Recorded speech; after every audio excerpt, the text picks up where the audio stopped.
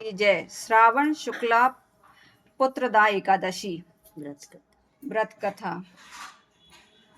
श्री कृष्ण बोले, हे युधिष्ठिर, श्रावण मास के शुक्ल पक्ष की एकादशी का नाम पवित्रता है।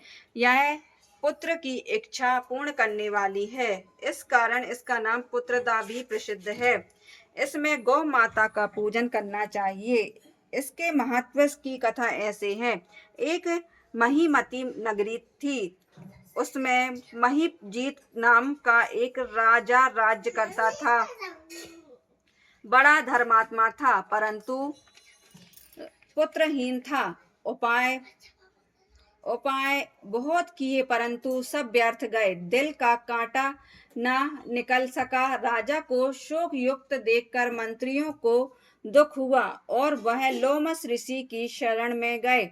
दंडवत प्रणाम कर विनय करने लगे। हमारे राजा के यहाँ पुत्र नहीं है, बेचारा शोक भवन में पड़ा है। आप कृपा करके उसके कोई उपाय बताइए, जिससे उसके घर में कुल दीपक का प्रकाश हो जाए। मुनि ने दिव्य दृष्टि से उसके पूर्व जन्म का कर्म देखकर कहा, तुम्हारा राजा पिछले जन्म में महाकंकाल था और कुकर्मी था। एक दिन घूमते घूमते उसे कहीं जल ना मिला और ना अन्न मिला।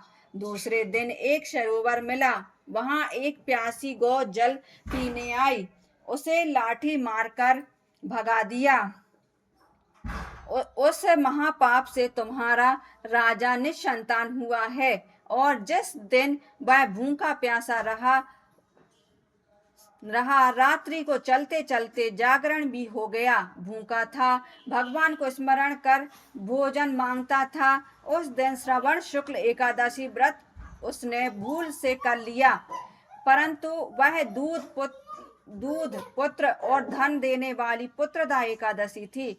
उसके प्रभाव से राजा को राज्य मिला और गौ के श्राप से उसे निसंतान कर दिया।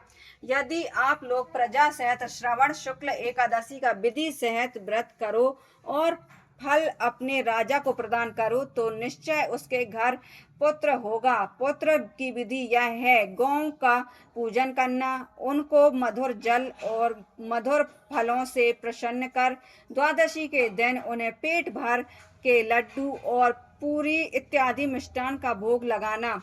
उनका आशीर्वाद और पुत्रदा एकादशी का महत्व एक समान है।